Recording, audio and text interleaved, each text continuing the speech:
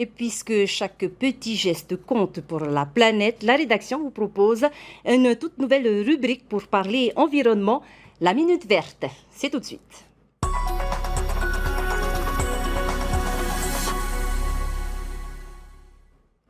C'est donc un rendez-vous hebdomadaire pour parler des initiatives vertes d'ici et d'ailleurs pour un monde plus propre et plus durable.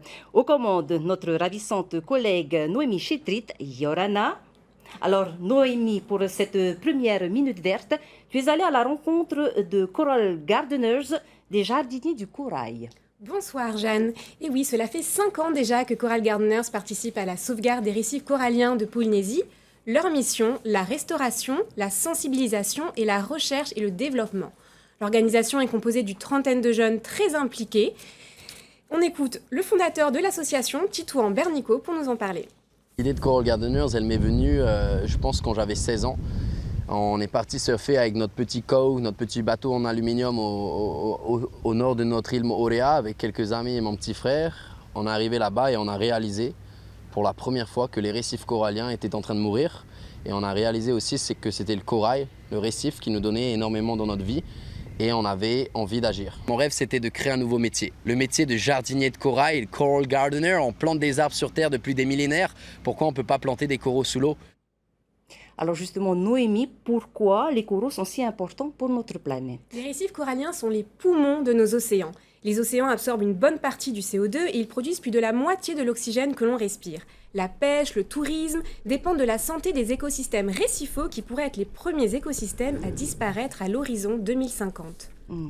Alors, Coral Gardeners est donc aujourd'hui devenu le projet de conservation des récifs coralliens le plus suivi au monde, c'est bien ça?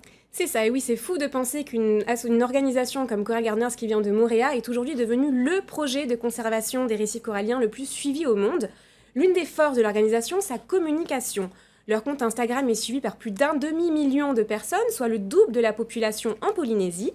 200 millions de personnes ont été touchées via leur action vers les réseaux et plus de 4500 sur le terrain lors d'interventions dans les écoles, avec les touristes. Des stars même viennent planter leurs locaux, à l'instar de Mareva Galanter, Italo Ferreira, Veimalama Chavez, Jack Johnson. Des scientifiques prestigieux viennent les voir. Ils ont même été invités par l'ONU à Genève. Et l'organisation est soutenue par le cofondateur de Google, Larry Page, le cousin d'Elon Musk. Elle a des partenariats avec la National Geographic ou plus récemment encore avec la World Surf League. Très bien soutenu. Alors, grâce à leurs actions, Coral Gardeners a déjà planté près de 30 000 coraux. Quelle est la suite? Alors, Coral Gardeners prévoit d'en planter plus d'1 million d'ici 2025 et de créer un mouvement de jardiniers du corail tout autour de la planète. Elle souhaite permettre aux communautés locales de pêcheurs et de surfeurs d'autres pays de prendre soin à leur tour de leurs récifs. L'association a aussi créé un centre de recherche consacré à l'innovation, la technologie et la science. Elle a mis en place ReefOS, un réseau de caméras connectées qui récolte des données sur les coraux. Et elle travaille également sur une application sous-marine qui réalise un suivi scientifique des nurseries connectées. Et enfin, avec l'université de Hawaï, Coral Gardeners travaille sur un robot qui va cartographier les récifs en 3D.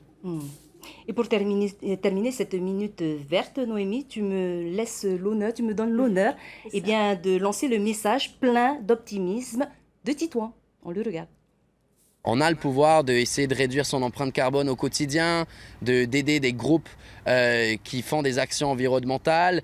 Et ça peut commencer par adopter un corail. C'est peut-être un petit geste, mais si on est nombreux, on peut démarrer un projet d'une chambre, d'un quartier à Moorea et qui aujourd'hui rayonne autour du monde. Donc c'est vraiment chaque petite action qui compte. Vous savez, on n'a rien inventé. Les locaux, les Polynésiens d'avant, ils avaient mis en place le rahui.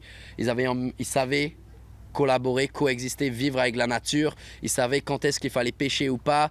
Et il s'agit de se réinspirer, se réapproprier ce patrimoine culturel et le mettre en place. Ouais.